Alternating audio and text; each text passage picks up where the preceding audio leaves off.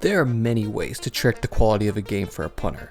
You've got many metrics including gross average, net average, punts inside the 20, average starting field position after punts, and so on and so forth. All of these have their subjective value, like what's really better, a 35-yard punt down at the 5 or a 70-yard punt that moves the ball to the opposite 25-yard line. Although the waters can be muddy, one of my favorite metrics is the FAU JAF Kicker and Punter Index's boom rating, which takes into account all the previous factors and where other punters have averaged from the same spot on the field. The game we're looking at is the historically best boom rating ever recorded.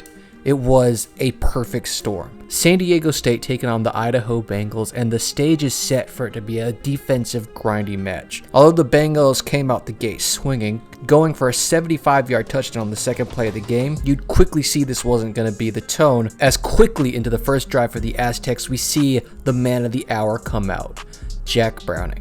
Now, punt one, you don't need to hold on to your hat because you're not going to be necessarily blown away. Don't get me wrong, it's still very good. 48-yard fair catch, keep the ball inside the 15-yard line. Now, this game, though, is going to be a tale of two different special teams because on the flip side, a low punt would be fielded past midfield and be returned all the way for 66 yards and a touchdown. But don't let that trick you into thinking the Aztecs were just going to start running the ball all over the Bengals. It was going to be quite the contrary because the Bengals defense would hold as stout as ever, forcing punt number 2 of the night. Now is where you need to start gently grabbing the bill of your hat because it may not fully blow away, but the wind is definitely going to start picking up as a beautiful punt with a better bounce manages to stick itself inside the 10 for the Bengals as Jack starts to begin to ask himself how many nails does it take to keep a coffin shut. So far we're 2 nails in, pinning that lid closed, but we know we're going to need some more. An 80+ yard drive later and a lot of time off the clock, and the Aztecs would be able to turn the ball over on downs to get it back inside the 5 as the Bengals are fighting tooth and nail to stay in this game. The Aztecs' efforts to drive the ball would be less fruitful though, but that didn't matter. They had Jack. So even with the ball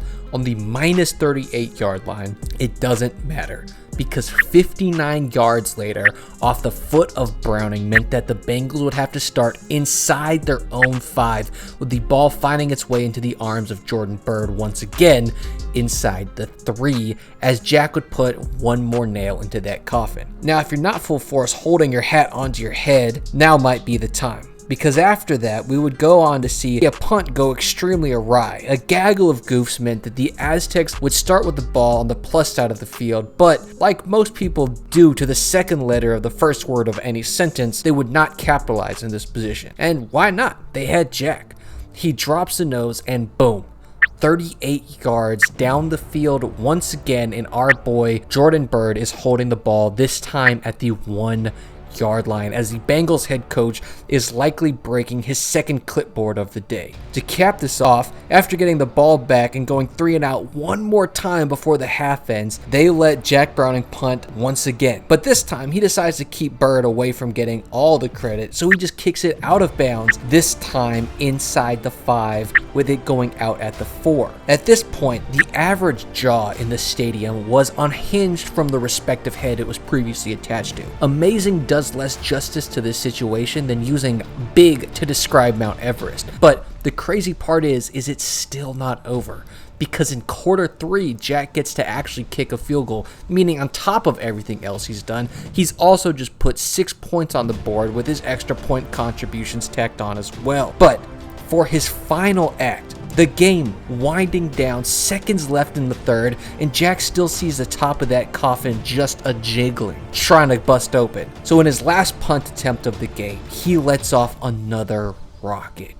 A huge 58-yard punt that's 57 yards in the air and sticks on the 1-yard line. An unbelievable game with 6 punts, all of which being down inside of the 20 and only leaving a whopping 23 total yards left in field of play, meaning he averaged just under 4 yards left to the end zone on each punt, which is why this is the single greatest punting performance in the history of football.